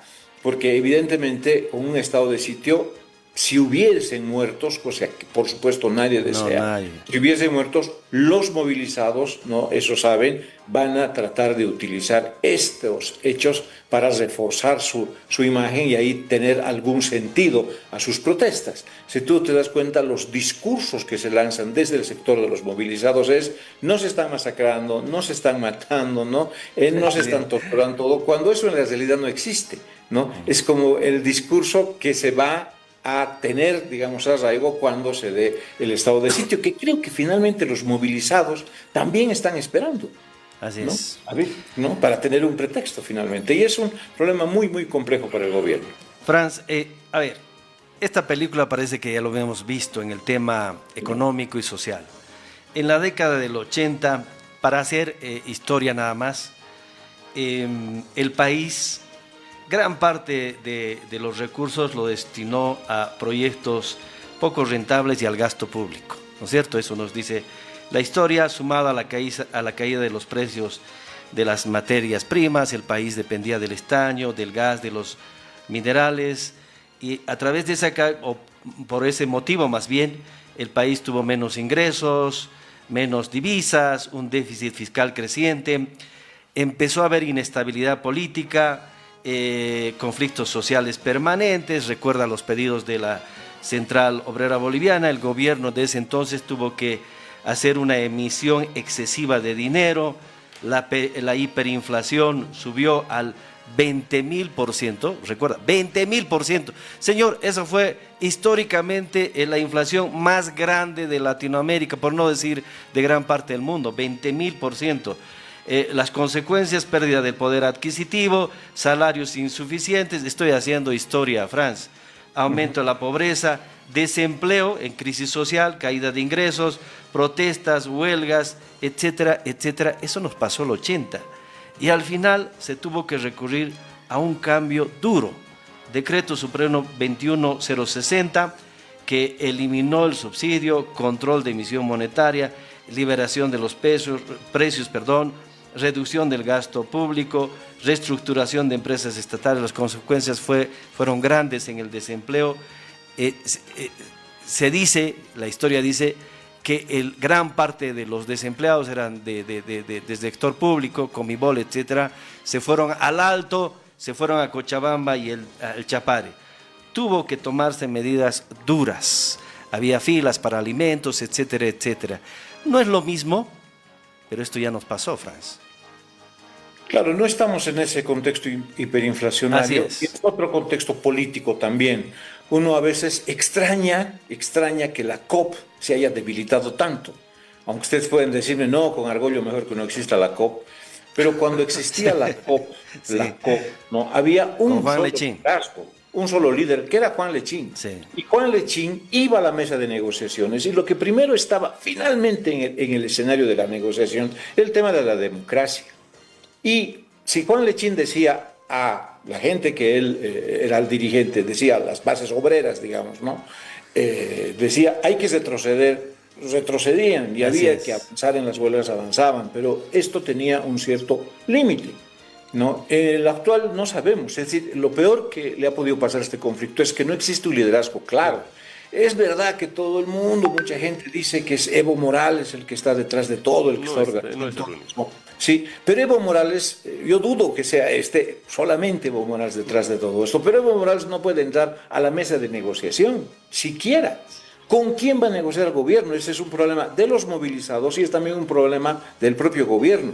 No existe liderazgo, y al no existir liderazgo es un conjunto, digamos, de decisiones que se van tomando, unas más radicales, unas menos radicales, unas más negociadoras, y el gobierno no sabe con quién negociar. En el 82, a los cuales se hacía alusión hace un momento, evidentemente había pues una entidad que agrupaba al conjunto de los movimientos sociales y con los cuales se puede negociar. En el caso de hoy no es así. Tampoco el contexto económico por supuesto. Lo veo tan grave, ¿eh? O sea, no es el caso de la hiperinflación, pero estamos camino a eso. Es decir, si seguimos con esta situación, podemos llegar a esos problemas, porque una vez que termine, digamos, mañana terminaría este conflicto, lo que viene después es una serie de otro tipo de conflictos que tiene que enfrentar el gobierno. Para empezar, tiene que atender las demandas de Chuquisaca, que creo que ya se han comprometido, pero también las de Potosí, también las de Santa Cruz, también las de Tarija. Entonces, y sin recursos. Un montón de trabajo y de conflictos, pero también con una menor cantidad de recursos. Sí, o sea, pero entonces, es la Franz, cantidad de cosas que tiene que ir reconstruyendo el propio gobierno, ¿no? Entonces, Franz, la pregunta es, y esa es la pregunta que mucha gente se hace, ¿cuál es el factor de cohesión que tienen estos movimientos sociales? Es decir, ¿cuál es alrededor de qué están? Porque empezaron con la ley 1720, luego continuaron con la mala calidad de la gasolina, luego pasaron porque no llegaba la gasolina. En Chuquisaca se inventaron, es que no han traído la radioterapia y no han traído no sé qué. Y luego pasamos... 20% de incremento salarial. Luego era el 20%. No, ahora queremos 30. Luego queremos... Entonces se fueron desarticulando uno por uno todos estos elementos, o sea, se eliminó, se derogó, se abrogó, no sé cuál es el término, la ley 1720, pues la gasolina ya, entre comillas, ha sido ya revisada por laboratorios de la UNSA, sobre todo la que llega al occidente del país. Es decir, llegaron los ministros, se comprometieron con radioterapia en el caso de Chuquisaca y otras demandas departamentales. Entonces, ¿cuál es el factor de cohesión que tienen estos movimientos sociales? Sabemos. El factor de cohesión, la renuncia de Rodrigo Paz. Más allá de la renuncia de Rodrigo Paz, Fabio, quería decir algo a usted. No, permítame, más allá. En la misma línea que plantea acá Franco, y en el análisis que usted efectuaba, nadie quisiera que Argüello sea el representante de la Central Obrera Boliviana porque no tiene capacidad de mantener un liderazgo. En hegemónico, además. Hegemónico con aquellos liderazgos que tenía antes la Central Obrera Boliviana. Usted acaba de indicar, y todos coinciden, que Evo Morales no tiene ya la fuerza y el peso político, indudablemente, de anteriores oportunidades, que evidentemente concentra su aparato, su influencia en el Chapare, pero más allá no. Pero, ¿qué es lo que pasa? ¿Quién es el que está aglutinando, generando, alrededor de qué en San Julián? Y tiene razón acá el doctor Franz Flores, hasta 48 horas atrás parecía que el movimiento que generaban se estaba debilitando y que eso sumaba en favor de Rodrigo Paz. Así es. Pero lo de ayer, lo que pasó en San Julián, prácticamente salió del libreto y lamentablemente la situación está muy complicada en relación a lo que pasó 48 horas atrás. No sé si la pregunta es coherente, querido doctor. ¿Cuál es el análisis que usted efectúa en base a las consideraciones de Franco y el mío? Por eso, la pregunta es central y es absolutamente válida, ¿no? ¿Qué es lo que cohesiona a los movimientos? ¿Qué es lo que les está dando, ¿no? Ahí uno puede tener una doble respuesta, ¿no? Una primera, ¿no?, es que el factor que está cohesionando es que los movimientos sociales quieren retornar a un estado anterior de cosas en las cuales las organizaciones sociales otorgaban respaldo y legitimidad al gobierno, en este caso entiéndase al gobierno del MAS, a cambio de que el gobierno dé a estas organizaciones prebendas y ventajas y subsidios. Quieren disfrutar de las mieles del poder. Exacto, lo que había antes, digamos, incluso de Luis Arce, porque ya ha habido una merma en esos recursos, pero que, digamos, ese esquema de una suerte de pacto que se daba, ¿no?, entre movimientos sociales organizados y Estado, no estaba funcionando bien y de alguna manera Rodrigo Paz viene a desportillar este proceso y lo que es peor aún, ¿no?, las organizaciones sociales perciben de que esto que ellos entienden como unos avances sociales en sus conquistas conquistas sociales, puede todavía debilitarse mucho más hasta perderlo. Entonces la movilización de alguna manera se cohesiona así. Pero es cierto que las movilizaciones no pueden expresar de esta manera. No puedes tú decir, estamos luchando porque nuestras anteriores conquistas, o llámese prebendas, estén intactas. Es posible que lo digan, no lo van a decir explícitamente. Ahora viene la otra explicación. En Bolivia existen dos tipos de clivaje, ¿sí? Dos tipos de elementos que orientan la política, que orientan a los actores políticamente. Uno de ellos es el clivaje territorial, ¿no? Cuando hay una lucha regional, la gente siempre razona desde su ser chuquisaqueño, su ser cruceño, su ser paseño. Hoy, por ejemplo, los cruceños dicen de que los de Occidente no son trabajadores, son bloqueadores. En cambio, nosotros somos progresistas, tenemos iniciativa, nos gusta la empresa, nos gusta el progreso, todo. Es una forma de razonar. Pero ese clivaje todavía no está funcionando, no se está expresando del todo. Tiene momentos históricos en los cuales se manifiesta. El otro clivaje es el clivaje étnico, que creo que ahí también está buena parte de la explicación de por qué se cohesiona. La gente razona desde su identidad étnica, desde su ser indígena, desde su ser indio. Y cuando uno oye los discursos, algunos, no todos los discursos, pero discursos que han circulado en redes sociales y han circulado en los medios de comunicación, ¿verdad? Lo que se manifiesta es: nosotros los indígenas somos dueños de este país.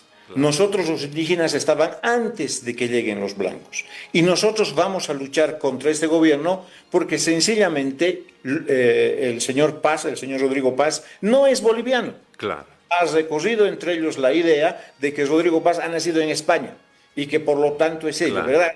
Es una idea, es una articulación del discurso populista donde se coloca a los indígenas y al pueblo como los representantes del pueblo siempre oprimido y siempre abusado, digamos, versus una élite extranjera que les pretende dominar. Entonces ahí pasamos ya a un tema étnico-racial. Exacto, pero también vienen los discursos del otro lado, te darás cuenta, ¿no? Del otro lado, los discursos, y esos son bien fuertes, se cataloga como de vándalos, como de salvajes, ¿no? Entonces, de lado y lado hay una polarización discursiva que está incrementando los niveles de polarización.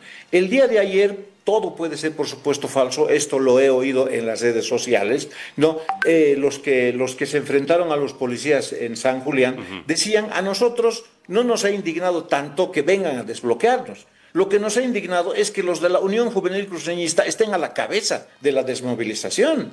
Y ellos no vamos a aceptar que ellos vengan a humillarnos a nosotros.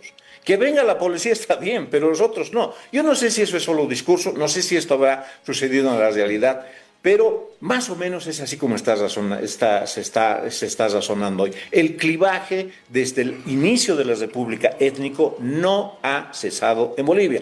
Bolivia lamentablemente nació a la vida republicana negando a la otredad indígena.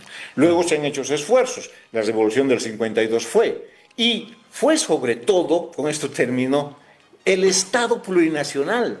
El diagnóstico que se hizo ante la Asamblea Constituyente era que éramos un país diverso, donde habían indígenas, habían mestizos, habían blancos, y dentro de los indígenas una variedad de comunidades indígenas. El Estado plurinacional debería de cerrar lo que se llamó en ese momento la herida colonial. Este clivaje debería de haber cerrado. Ya no deberíamos de, entre comillas, odiarnos entre diversos. El Estado plurinacional había nacido para eso. Pero ¿qué hizo Evo Morales en los 20 años en los cuales él administró el Estado plurinacional? Fue justamente lo contrario. Claro. Fue ahondar aún más la herida étnica en Bolivia, y los resultados, por supuesto, son estos, ¿no? Bueno, Franz, sí, yo creo que a medida que pasan los días se hace análisis, se justifican muchas cosas y se vuelve al pasado. Yo creo que detrás de esta realidad aparece una disputa más profunda de reordenamiento del poder político. Es cierto que había la necesidad de hacer una transformación de modelo económico en el país y político también. Y cuando algunos sectores se sienten o pierden la capacidad de poder conservar todavía una fuerte presencia en lo que en estos 20 años han tenido, estoy hablando de presencia territorial, sindical y corporativa, se presentan este tipo de dificultades. No es suelto, hay una estrategia, hay una planificación mucho más allá de los sectores sociales. Yo creo que los sectores sociales están siendo utilizados con un discurso malintencionado para justificar y respaldar los movimientos sociales. Esto va más allá de solo intereses sectoriales, Franz. Bueno, puede ser. Yo coincido contigo, Javier, de que estamos en un proceso de reconfiguración política. Sí, con Fabio habíamos tenido en varios programas, habíamos analizado esto y se supuso que un proceso de reconfiguración política había acabado con las elecciones subnacionales, ¿no? Lamentablemente no ha pasado esto, porque este proceso de reconfiguración política debería de dar lugar a nuevas políticas. Así es. Estamos viendo a 6 meses de gobierno es que ya está queriendo tumbar al presidente, ¿no? Lo cual es notoriamente grave. Pero esto tiene con muchas cosas, ¿no? Tenemos un sistema de partidos bastante débiles, no ha habido recambio de liderazgos, ¿no? Porque Tuto Quiroga hace varias gestiones que viene postulando de presidente, lo mismo que Samuel Doria Medina, y también finalmente el presidente Paz no es ninguna novedad en la política, ¿no? Sí, tampoco tiene una estructura de gobierno. La política no se está renovando, ¿no? Y bueno, eso también es una de las causas, ¿no? Entonces, bueno, y además, si tú ves la ausencia de representación política, ¿no? Rodrigo Paz ha llegado con el 32%, que comparado, digamos, con el 15% que ha logrado Keiko Fujimori es una maravilla, digamos, ¿no? Pero igual, ¿no? 32% no te da la legitimidad de origen que te da un 52, 55%, ¿no? Y esto se da entre otros factores, porque los partidos de oposición no han mostrado ganas ni deseos de unirse, por lo menos en estas últimas elecciones, ¿no? Cada uno va por su lado, juega su propio juego político, tiene sus propios objetivos, y es posible, ¿no?, que tanto actores de derecha como actores de izquierda en este momento ya estén pensando en el post-conflicto. ¿Sí? ¿Cómo vamos a ganar y cómo nos reubicamos en ese nuevo escenario que sin duda va a emerger después de este conflicto, ¿no? Parece que en esta enfermedad del país todos vemos nuestros intereses y no vemos el interés de la patria, ¿verdad? Cuando todos deberíamos estar unidos, empujando la misma idea, el mismo carro, aportando con ideas para decir así vamos a solucionar, esto tenemos que hacer, arriesgaremos esto, sacrificaremos esto. No, cada uno tiende por su lado. Le agradecemos, Franz, y definitivamente le volvemos a felicitar porque la educación es pues la base del progreso de cualquier sociedad. Hay que inculcar, hay que escribir, hay que generar, hay que publicar cosas que nos permitan entender la realidad del país, de la sociedad, del mundo, para encarar el futuro con mejores luces. Un abrazo, muchísimas gracias, Franz. Un abrazo, pues, y si me permiten una pequeña hipótesis, es probable que el 11 de este mes, cuando se inaugure el Mundial de Fútbol, también las movilizaciones. Van a bajar las movilizaciones. El fútbol tiene ese enorme poder. Pero si ¿sabe qué decíamos, Franz? Si hubiera participado, tampoco creo que... A eso queríamos llegar. Hemos insistido en la radio que si Bolivia clasificaba al Mundial, no había bloqueo, señor. Ahorita estábamos pendientes, hubiéramos estado discutiendo, era que Martins vaya, si ya está, sí, el Patito Rodríguez, en esas cosas hubiéramos estado. Un abrazo, Franz. Muchísimas gracias. Un abrazo a todos, pues, Javier, Franco y Fabio. Gracias. Hasta cada rato. Ojalá tengamos tiempito para esta semana y darnos una mano de conversación, de análisis, de un analista político que habla con mucha autoridad y con mucho conocimiento. Hasta cada rato, doctor. Así es. Oiga, interesante. Interesante. No, y un detalle, y me olvidé, bueno, la verdad, acabo de verlo y se me pasó, y es interesante comenzar. Bajó el dólar referencial, don Fabio. Sí, pues. La cotización. Sí. 9.92. 9.92. El pico más alto, ¿a cuánto 10.39. 10.39. ¿En la semana? No, le digo exactamente cuándo llegó a 10.39. 10.39. llegó el 12 de mayo. El 12 de mayo, hace 3 semanas atrás, a 10.39. Hoy está en 9.92. El para la venta, el para la compra está a 9.72. Claro. ¿A qué Lo que obedece? pasa es de que uno diría, pero ¿cómo es posible que baje el dólar si estamos en semejantes? Pero no está comprando dólares la gente. Es decir, los grandes importadores, don Fabio, quienes necesitan dólares para pagar en el exterior por los productos que importan a Bolivia, no están comprando dólares. ¿Y por qué no están comprando dólares? Porque no están comprando productos para importar. ¿Y por qué no están comprando productos para importar? Pues porque no van a llegar nunca a Bolivia con estos problemas de los bloqueos. Entonces los importadores, los grandes importadores, no están demandando dólares. Y cuando no demandan un producto, ¿qué pasa con el precio de ese producto? Pues disminuye. Por eso está bajando el dólar, don Fabio, el dólar referencial. De 10.39 que llegó el 12 de mayo, a los 12 días que inició el conflicto, porque todo el mundo empezó a comprar dólares como loco y obviamente dispararon el precio del dólar, hoy está en 9.92. Oportuna la información y Así es. sobre todo oportuno el comentario que hace usted, querido. Claro, porque uno diría, está bajando el dólar, wow, sí, pero está bajando el dólar no por un fenómeno económico, porque haya mayor producción o porque se haya habido estabilización en los precios o cosa parecida, sino porque los importadores no están demandando dólares, porque no necesitan para pagar al exterior, porque no van a llegar los productos. Exactamente. No están comprando mercadería, no están comprando productos porque no pueden ingresar a nuestro país por los benditos bloqueos. Entonces, no compran dólares y si no compra dólares, obviamente el precio del dólar empieza a bajar y ahora está ya en 9.92. Bien, estoy intentando una comunicación bastante importante a nivel nacional. Ojalá tenga suerte. Mientras aguardo la llamada telefónica, ojalá se dé la llamada, ojalá se dé la respuesta. Alguien me dice vía WhatsApp, si el gobierno hubiera tenido la capacidad de dialogar y de parar en principio. seco, de principio, no había esto no problemas crecía, de ninguna naturaleza, ni aquí ni allá. Le faltó capacidad al gobierno de diálogo, de buscar un consenso. Y lamentablemente con ese propósito de esperar diálogo que nunca se dio, hemos llegado a una situación de verdad muy preocupante, ya que involucra a gran parte del Así país. es. Sí, Sobre señor, todo por el daño económico. si me permite, rapidito estábamos en comunicación con la diputada Cielo Barrios para que nos dé a conocer cómo se aprobó esta ley de excepción. Diputada, muy buenos días. Después de 13 horas de debate pleno en la Cámara de Diputados. Buenos días, diputada. Buenos días, dar un saludo a toda la población chuquisaqueña.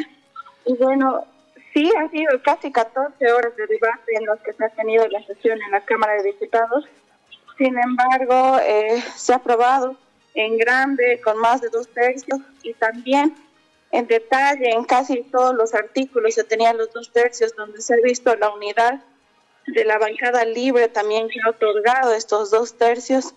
Y bueno, ha sido una sesión un poco conflictiva, ¿no? Donde también han habido cruces de comentarios que tal vez no deberían haber habido, pero sin embargo es una necesidad que tenía el país. Y cabe aclarar que solo era la regulación para los estados de excepción.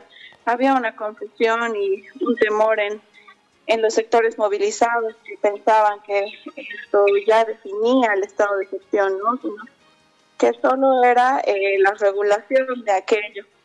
Eso es lo que se ha tenido, ¿no? A partir de 38 días de bloqueo era necesario y la Cámara ha garantizado la aprobación de esto primero en Senado y ahora en la Cámara de Diputados. ¿Hubieron artículos, diputada, conflictivos que han requerido mayor análisis, mayor debate en esta sesión?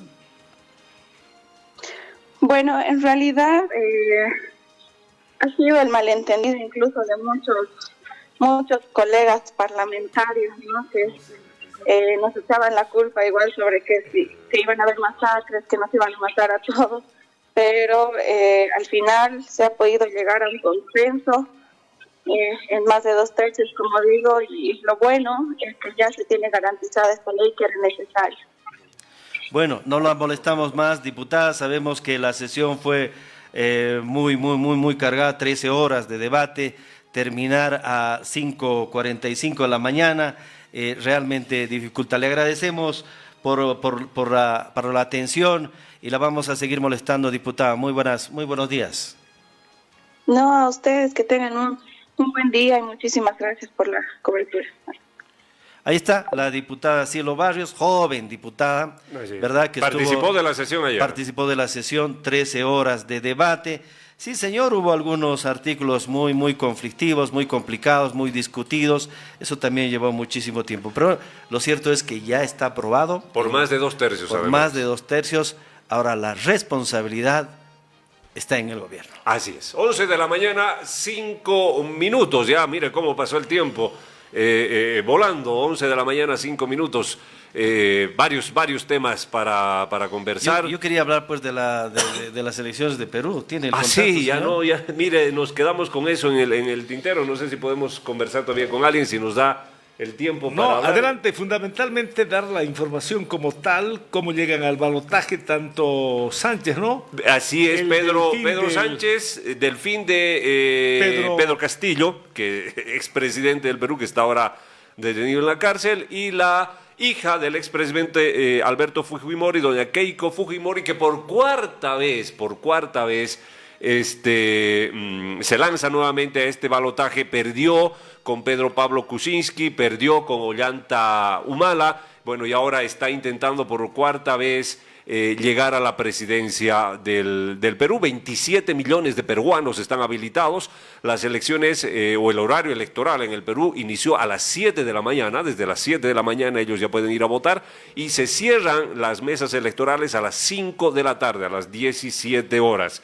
Es trascendental. Las últimas encuestas, las encuestas que se publicaron hasta hace unos días atrás, mostraba una escasa diferencia entre Keiko Fujimori y Pedro Sánchez, una diferencia que estaba o se encuentra enmarcada dentro del margen de error que tenían estas encuestas. Una que publicó Ipsos, por ejemplo, le daba a Keiko Fujimori un 37% de votos y un 34% a Pedro Sánchez, es decir, ese 3% está enmarcado dentro del margen de error que puede tener este estudio muestral. Así que las cosas no están claras, no están definidas. Lo que sucede, don Fabio, es de que mucha gente, uno diría, bueno, la derechista Keiko Fujimori y el izquierdista Pedro Sánchez, y uno podría decir, pues las cosas están claras. No, lo que sucede es de que Keiko Fujimori no solamente está luchando contra quienes son izquierdistas, entre comillas, o representan a lo que fue Pedro Castillo, sino también con gente que no es afín a esa tendencia política, pero sí está en contra del fujimorismo, es decir, de todo lo que representó Alberto Fujimori, todo lo que hizo Alberto Fujimori cuando cerró el Congreso peruano, su asociación con el famoso Vladimiro Montesinos, en fin, toda esa historia ha marcado mucho en la ciudadanía peruana, y Keiko Fujimori no solamente está luchando contra la izquierda en el Perú, sino también contra el antifujimorismo que está muy consolidado también en esta hermana república. Así que veremos cómo se van a dar las cosas hasta las 5 de la tarde, que se cierran las mesas electorales, y bueno, los resultados los conoceremos, me imagino, a eso de las 8 de la noche. Va a ser ajustado. Va a estar muy ajustado, muy peleado el tema en el Perú. Recordemos que Pedro Sánchez y Pedro Castillo en realidad tienen fuerza en el sur del Perú, todo lo que es la provincia de Ayacucho, las ciudades de Puno, Juliaca, también Cajamarca, en fin, esas zonas que tradicionalmente forman parte de la izquierda en el Perú, el sur peruano, y que colinda con el noroeste boliviano. Entonces ahí es donde más fuerza tiene Pedro Sánchez de Juntos por el Perú. 5 de la tarde se va a saber el resultado. 5 se cierran las mesas electorales. Yo no creo que hoy siquiera conozcamos los resultados. 27 millones. Mire, yo creo que el fujimorismo con Keiko tiene grandes posibilidades. Recordemos que el antifujimorismo ya triunfó durante 3 veces. Ollanta Humala, el 2011-2016, sí. Pedro Pablo Kuczynski, 2016-2018, y Castillo. O sea, 3 elecciones donde triunfa el antifujimorismo. Y esta es la cuarta, Y por esta eso es la que Keiko cuarta. Entonces, intentará ser presidente. yo creo que Keiko, La tiene dura. no, yo más bien creo que tiene una pequeña ventaja por el tema de la inseguridad. En Perú es Sí. alto el índice de inseguridad, entonces se va a agarrar de eso Keiko Fujimori. Me animo a Además, decir, podría ir en la línea de lo que está pasando en gran parte de los países sudamericanos, latinoamericanos, ¿verdad? Sí, Claro. sí, Por señor. ejemplo, el periódico El País de España transcribe una entrevista que hizo con un taxista en Lima, el periodista, mire, y esta forma. El periodista estaba en un taxi en el Perú y dice, ¿y cómo van las elecciones? Y el taxista le dice, se han quedado los 2 peores candidatos Sí, que tenemos. sí. Y ¿sabe Pero qué? no hay más opción, dice este taxista, que el menos malo podría ser Keiko, pero están los 2 peores candidatos según mucha gente que vive en el Perú. Y otra, sí, cortito, dijo otro chofer, si tuviera plata me iría del país. Ok. Bueno, Oiga, de verdad, intenté por todo medio, imposible insistí para tener un contacto con un conocido ciudadano peruano que prácticamente es parte de Sucre, parte Claro, de de la nuestra realidad, comunidad boliviana. por su presencia en talleres, seminarios, análisis y por su presencia también en la realidad de Sucre, aportando a nuestra querida ciudad con ideas, con proyectos. Está al otro lado del teléfono el doctor Eddie Cóndor. ¿Cómo está, querido doctor? Gracias por atender nuestra llamada. Una opinión, ya al cierre de nuestro programa. ¿Cómo ve el proceso electoral que ya está viviendo el Perú en esta jornada de domingo 7 de junio? Un buen día para usted, bienvenido. Gracias a Radio Global, gracias don Fabio. Lamento los inconvenientes en la comunicación. Estábamos haciendo este mismo ejercicio con otros medios de Latinoamérica, con preocupación, con sentimientos encontrados en relación al proceso electoral peruano, considerando que las opciones que han pasado al balotaje, segunda vuelta, como se le llama en el Perú, no son las mejores. Largamente no son las mejores. Entre ambos apenas han llegado a menos del 30% de la intención de voto.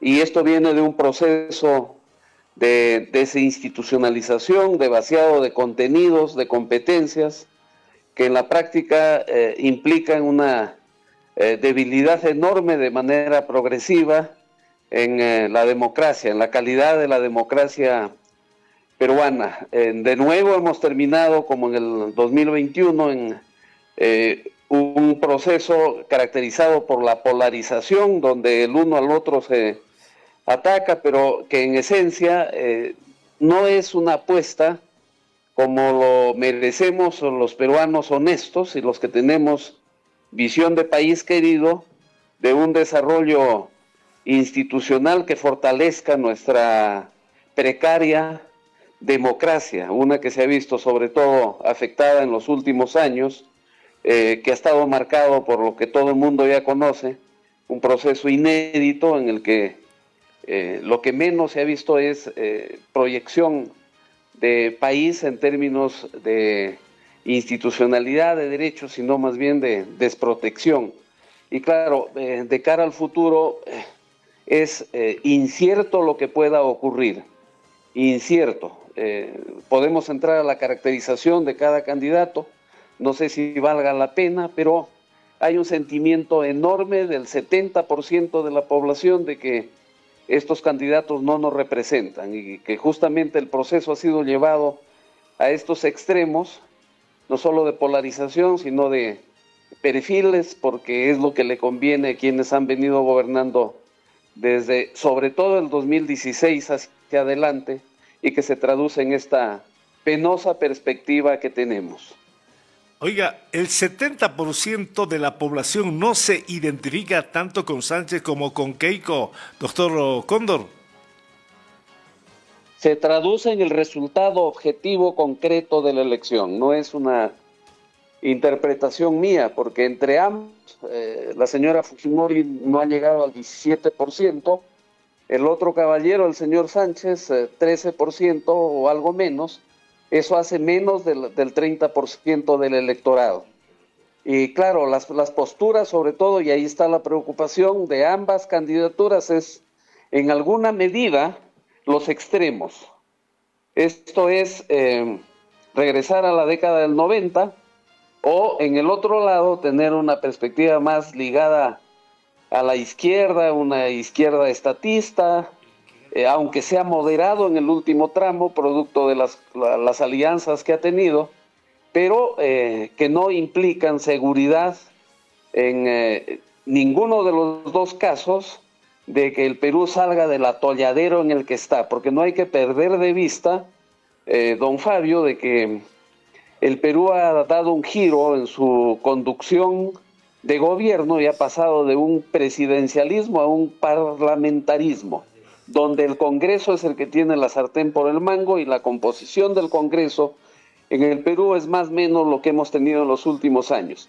Y ya sabemos quiénes son los que han vacado presidentes, quiénes son los que han dado las leyes pro crimen, 8, 9, 10, que finalmente en la práctica lo que han generado es un blindaje a quienes tienen procesos judiciales por corrupción y otros tipos penales, que lamentablemente es algo que caracteriza en este momento a la precaria democracia peruana, de la cual poco se habla, porque mayormente la mirada está centrada en la famosa estabilidad económica, pero que es una que descuida derechos y que ha vaciado de contenidos a las instituciones, porque este mismo Congreso, con las hegemonías que ha tenido en los últimos 10 años, particularmente los últimos 4, ha llevado a que solo tengamos algunos jueces independientes autónomos hoy por hoy, porque el resto de instituciones están bajo la férula, bajo el control de lo que la mayoría de los analistas políticos críticos y que ven con optimismo democrático al Perú han dado en llamar ese pacto mafioso que ha gobernado el país en los últimos años. Perfecto. Usted, querido Franco. Sí, doctor, una consulta. Pedro Sánchez enarbola la bandera de la Asamblea Constituyente y la reforma a la Constitución. Esa es una receta ya conocida en varios gobiernos de Latinoamérica. Doctor, ¿cómo ven los peruanos esta propuesta de Pedro Sánchez? ¿Y dónde está el fuerte electoral de Pedro Sánchez? ¿Dónde se concentra geográficamente hablando el fuerte electoral de Pedro Sánchez? Antes una precisión histórica. El gran aporte que hizo el fujimorismo a Latinoamérica fue las asambleas constituyentes. Así es, tiene toda la razón. Y los autogolpes de Estado. Así, cierres de Congreso. Eso hay que tenerlo muy claro. Y el cierre del Congreso, con tanques y soldados en las calles. Dicho esto, para entender de que el fujimorismo ha hecho daño a la estructura democrática latinoamericana, no solo peruana, respondo la interrogante. Creo que la conducción del proceso electoral en términos mediáticos, más desinformativos que informativos, juego en el cual lamentablemente ha caído la prensa concentrada en Lima. No hay que olvidar que Lima tiene 13 millones de habitantes, está la tercera parte del electorado, ha llevado a que se polarice nuevamente el proceso electoral entre izquierdas y derechas. Y en ese marco el señor Sánchez, lógicamente, para hacerse visible, para acoger gran parte de la expectativa de la población, no estoy diciendo que eso sea bueno o malo, estoy señalando lo que ha ocurrido, ha levantado esta bandera de la Asamblea Constituyente, nueva Constitución, porque eso es lo que demanda gran parte del país. Y en ese marco es que ha logrado captar la atención de el porcentaje de electorado que en esta segunda vuelta, lógicamente, producto del desgaste que ha sufrido o que ha seguido sufriendo el proceso electoral, ha llevado a que ese porcentaje que antes era 13% aumente y estén codo a codo peleando la segunda vuelta. Pero más allá de aquello, aquí lo que hay que resaltar es que ese 30% finalmente del electorado de la primera vuelta es el que hay que tener en cuenta para el análisis, porque el endose de voto en esta segunda vuelta está marcado más por la forma en que se ha seguido conduciendo desde lo mediático, sobre todo, el proceso electoral, pero que en la práctica traduce un enorme debilitamiento del sistema de partidos políticos, del sistema electoral en sí y sobre todo de la relación que el Perú mantiene con el contexto internacional, que sin duda también influye, porque de manera insólita se ha visto a un embajador norteamericano involucrándose en actos hasta de proselitismo, a favor sin duda de la tendencia que respaldan ellos mirando el perfil del presidente actual de Norteamérica. Entonces, un proceso muy, muy particular que creo los países latinoamericanos y del Caribe deberían ver con atención, porque desde los 90 el Perú es laboratorio de procesos de esta naturaleza que luego se han traducido con otros similares, aunque de la orilla distinta, en nombre de la izquierda, y que tienen marcado y que tienen sumidos a algunos países todavía en lo que hoy se vive como precariedad del sistema democrático, donde incluso a veces hasta se aprecia incapacidad para tomar decisiones, ¿verdad? Así es. Muy bien, doctor. Una última consulta y con esto cerramos. Un solo voto define al presidente, ¿verdad? Sí. No es necesario llegar al 51%. Un solo voto, como usted lo ha indicado, es el porcentaje más uno. El porcentaje es el que define. Perfecto. Muchas gracias, doctor. Ha sido un placer conversar con usted. Ya al final de la jornada, me imagino, tendremos las primeras noticias respecto a qué es lo que sucede en el Perú y obviamente, bien lo decía, la influencia que va a tener en el resto del continente americano. Gracias. Un saludo cordial, doctor Cóndor. Hasta cualquier oportunidad. Un gusto saludarlo. Siempre atentos de ustedes. Que elija Gracias. bien Perú. Que elija bien Perú. Ahí está. 27 millones, oiga. Era la nota que faltaba en el programa. Sí, para tener la idea general, ¿no? Para Sí, tener una sí, idea general de un conocido ciudadano peruano que radica allá en la ciudad de Sucre, pero que sigue de cerca la realidad peruana. En la mañana intentamos contactarnos, me decía don Fabio, estoy con una conferencia para Guayaquil, Ecuador. Ah, bueno. Y entiendo que ha tenido contactos con mucha gente. Muy bien. Es un Analista. ciudadano peruano cuyo análisis político interesa y motiva a muchos medios de comunicación en Bolivia, en el Perú y también en otras partes de esta parte del continente. Abuelita acude a votar, dice nuestra imagen Ahí en está el ya Facebook. los medios. ¿Y por qué toco el tema? Porque es obligatorio ir hasta los 70 años de edad ¿En a el Perú? votar en el Perú. Ah, qué interesante. Nos vamos, don Fabio. Bueno, qué Bueno. mañana más informativa. Qué mañana más cortita, porque tenemos Sí. tantas. Y Hay qué mucho semana material. que se nos viene, Sí, semana sí. de mundial además. Sí, sí. Se nos viene semana de Hay mundial. mucho material.